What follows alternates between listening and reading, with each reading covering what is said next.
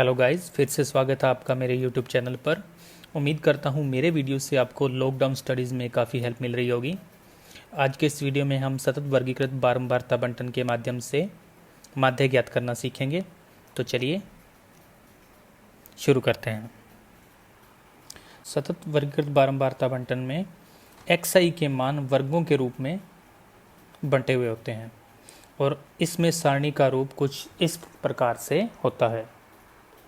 और इसका एग्जाम्पल मैं ये लेके चल रहा हूँ। उदाहरण के लिए इसमें वर्ग दिया गया है। उदाहरण में 0 से 10, 10 से 20, 20 से 30, 30 से 40 और 40 से 50। इस विधि में माध्य ज्ञात करने के लिए हम सबसे पहले दिए गए प्रत्येक वर्ग का मध्य बिंदु ज्ञात करते हैं और उसके लिए हमें क्या करना चाहिए, इन दोनों संख्याओं को जोड़ना चाहिए। जो क्या लिखा हुआ है 0 और 10, इन दोनों संख्याओं को जोड़ूं तो उत्तर आएगा 10। इसमें भाग देंगे 2 का तो उत्तर आ जाएगा 5। इसी प्रकार से दूसरे वर्ग को भी जोड़कर उसका मध्य बिंदु ज्ञात करना है तो वहाँ से उत्तर आ जाएगा 30 और 30 का आधा बन जाएगा 15। इसी हिसाब से आगे 25, 35 और 45 ये मध्य बिंदु मिल जाएंगे। ये मध्य बिंदु xi होगा। इसके बाद सेम टू सेम असतत बारंबारता बंटन वाली विधि व सूत्र से ही आपको हल करना है। जी हाँ, इसके प्रश्न आपके लिए बहुत ही सरल होने जा रहे हैं। इसी एग्जाम्पल को मैं आगे करता हूँ उसी विधि से। आगे देखिए, इसके बाद इसकी जो बारंबारताएं हैं वो कुछ इस प्रकार से हैं। 5, 8, 20, फिर 14 और फिर 3। इन बारंबारताओं का योग जैसे पहले करते आए हैं पिछली विधियों वो किया, जो कि आएगा 50। अगला हम जो स्तंभ बनाने वाले हैं वो xi और fi का गुणा से। तो 5 का 5 से गुणा 25, 15 का 8 से गुणा 120, 25 का 20 से गुणा 500, 35 का 14 से गुणा 490 और 45 का 3 से गुणा बन जाएगा 135। हम इनका भी योग करेंगे जो कि बनेगा सिग्मा xi और fi। इनका योग करने पर उत्तर आएगा 1270। और पूर्व की भांति में ही मध्य x बार का सूत्र बन जाएगा सिग्मा xi fi और बट्टे में n। ये मध्य के लिए सूत्र है हमारे पास। इस सूत्र में मान रखा तो 1270 बटे में 50। एक जीरो से एक जीरो कैंसिल किया, 127 में 5 का भाग देंगे तो उत्तर आएगा 25.4। ये आपके क्वेश्चन का आंसर है। तो इस प्रकार से हम लोग इस प्रश्नों को हल करने वाले हैं।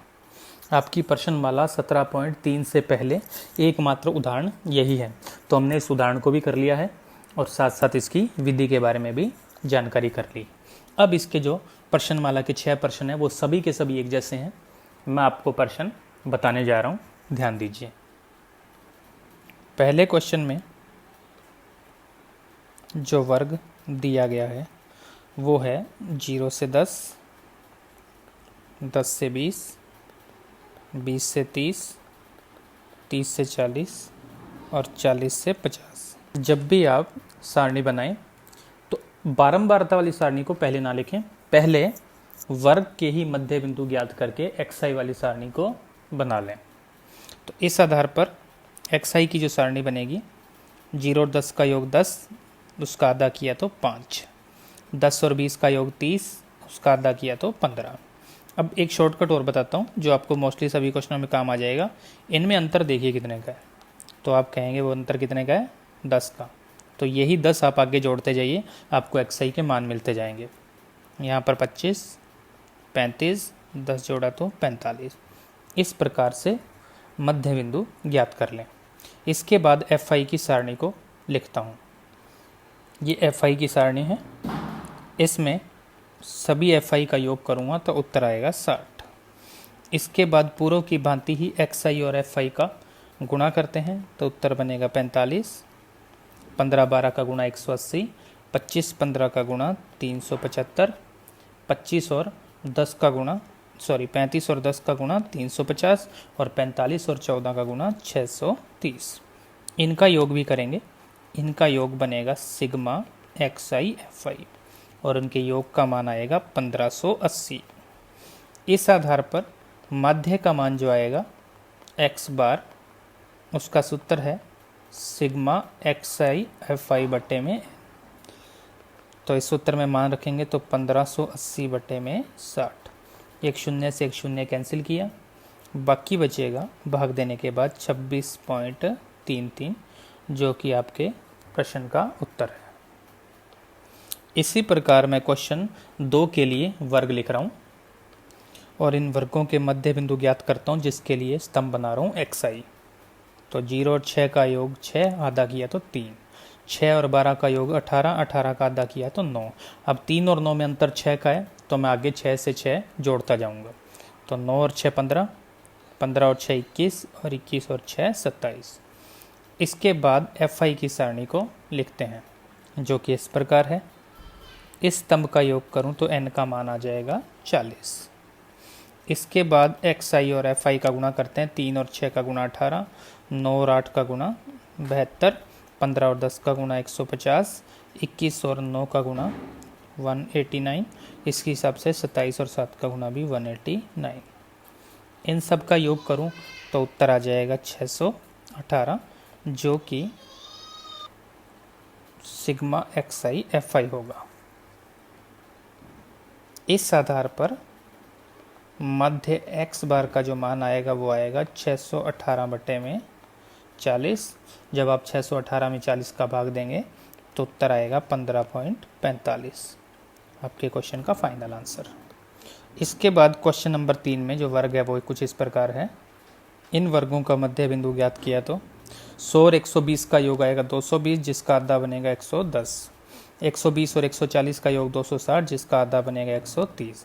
110 और 130 में अंतर 20 का है, तो आगे मैं 20 जोड़ता जाता हूँ, तो 150, 170 और 190 ये इसके मध्य बिंदु मिलेंगे।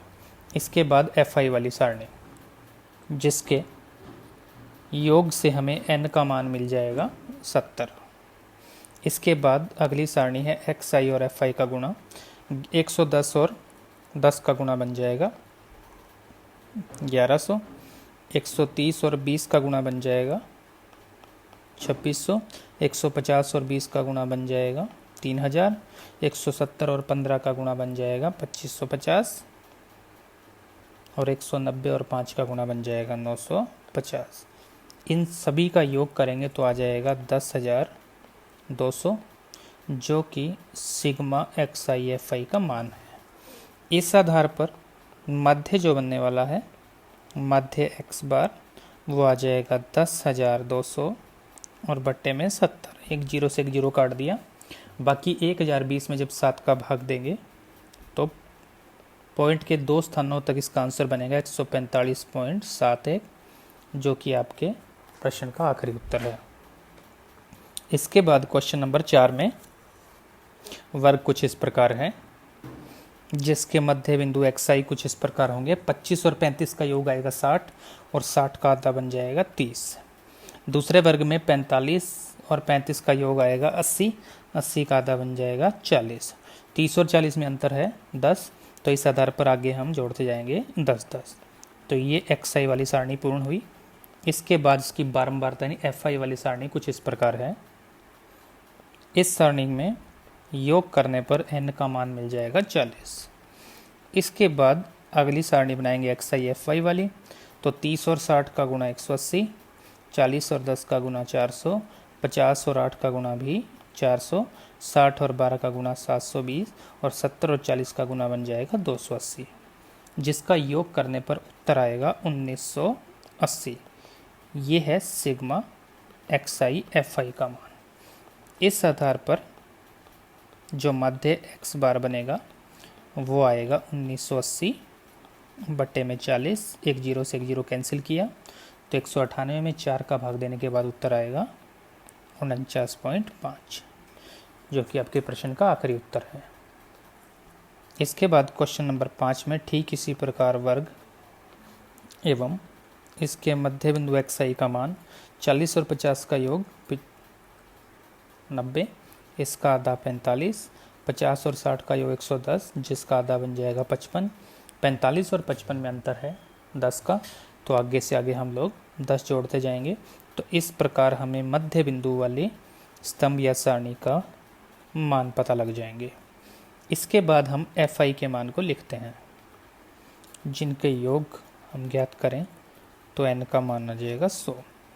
इसके बाद xi और fi यानी जो हमारे पास संगत xi और fi की सारणी है उनके पदों का गुणा करेंगे तो हमारे पास आ जाएगा 450। 55 और 25 का गुणा आ जाएगा 1375। 65 और 28 का गुणा आ जाएगा 1820। 75 और 12 का गुणा आ जाएगा 900। 85 और 10 का गुणा 850 और 95 और 15 गुणा बन जाएगा 1425।